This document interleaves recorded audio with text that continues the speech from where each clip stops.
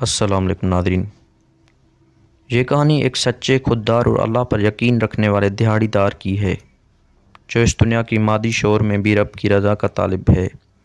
وہ دنیا کی چکا چوند فریب اور حرص کے درمیان بھی اپنا دامن بچا کر جینے والا انسان ہے۔ کراچی کے ایک گنجان آباد علاقے میں بجلی کے کھمبوں سے لٹکنے تاروں کے نیچے کچی گلیوں میں گندے نالوں کے قریب ایک ٹوٹی ہوئی جھونپڑی تھی۔ وہ جھونپڑی عبدالرؤف کی تھی۔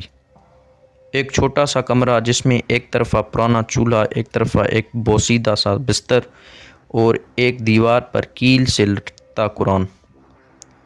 وہ قرآن اس کی امید، اس کی طاقت اور اس کا سہارا تھا۔ عبدالرؤف کی زندگی کا ہر دن ایک نئی آزمائش ہوتا۔ کبھی مزدوری مل جاتی تو کبھی شام کو خالی ہاتھ گھر لوٹتا، مگر اس کی زبان پر ہمیشہ ایک ہی جملہ ہوتا: الحمدللہ، میرے رب نے آج بھی زندگی عطا کی۔ بیوی زینب کھانسی سے نڈھال تھی اور بچے بھوک سے کمزور ہو چکے تھے۔ پڑوسن کبھی کبھی روٹی دے جاتے، مگر عبدالرؤف کا دل شرمندگی سے بھر جاتا۔ زینب، بس کچھ دن کی بات ہے، رب ضرور کوئی سبیل نکالے گا۔ زینب نم آنکھوں سے مسکرا دیتی، مگر آنکھوں میں ایک سوال چھپا ہوتا: کب؟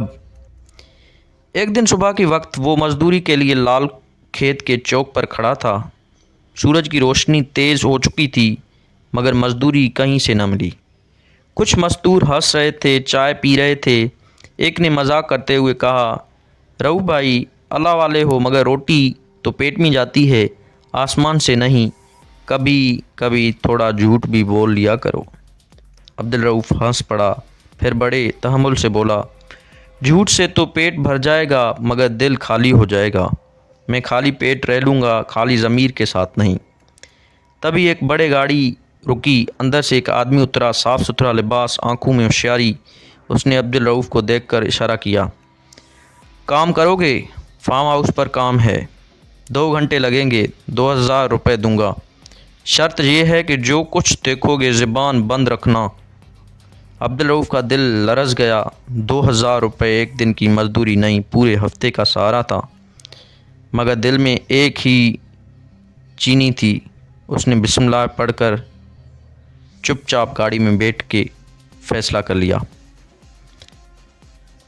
فارم ہاؤس ایک ویران علاقے میں تھا۔ اندر داخل ہوتے ہی عبدالرؤف نے دیکھا کہ کچھ لوگ سوٹ کیسوں میں بند نوٹ نکال رہے تھے۔ وہ نقلی نوٹ تھے۔ کروڑوں کے کمرے کے ایک کونے میں اسلحہ بھی پڑا تھا۔ خوف کی ایک لہر عبدالرؤف کے ریڑھ کی ہڈی سے گزری، اس کے ہاتھ پسینے سے بھیگ گئے۔ تمہیں کچھ نہیں کرنا، بس یہ چیزیں اندر رکھ دو اور کسی سے ذکر مت کرنا، ایک شخص نے کہا جس کی آنکھوں میں سرد لہجہ اور ہاتھ میں پستول تھا۔ عبدالرؤف نے چند لمحے سوچا، پھر دھیرے سے کہا: معاف کیجیے، میں یہ کام نہیں کر سکتا۔ سناٹا چھا گیا۔ سب نے اسے گھور کر دیکھا۔ پاگل ہو کیا؟ اتنے پیسے دے رہے ہیں، کوئی کچھ نہیں کہے گا۔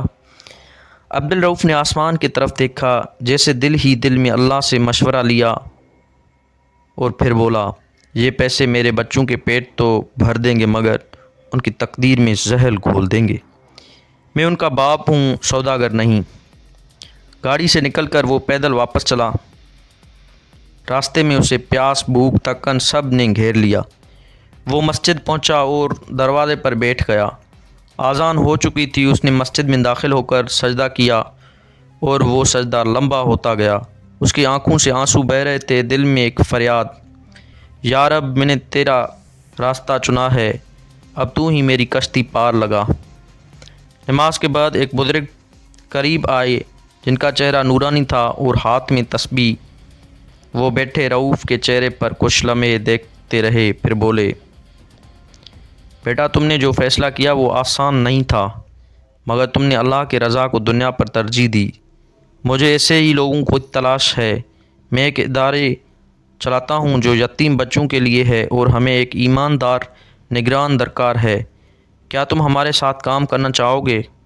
عبدالرؤف کو لگا جیسے اس کے رب نے خود اسے گلے لگا لیا ہو۔ وہ زمین پر گر کر رونے لگا۔ وہ صرف یہی کہتا رہا: اے میرے مالک، تو نے میری لاج رکھ لی۔ آج 5 سال گزر چکے ہیں۔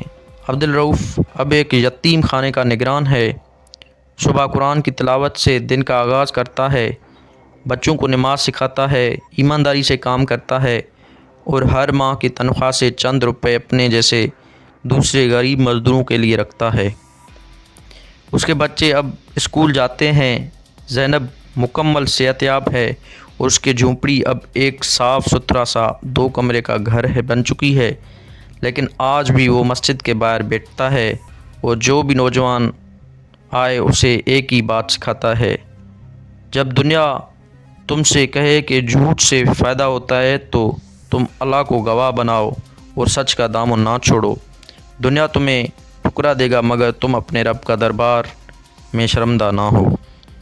ناظرین، یہ کہانی ہمیں بتاتی ہے کہ غربت، آزمائش اور تنہائی سب کچھ برداشت کیا جا سکتا ہے اگر اللہ پر یقین ہو۔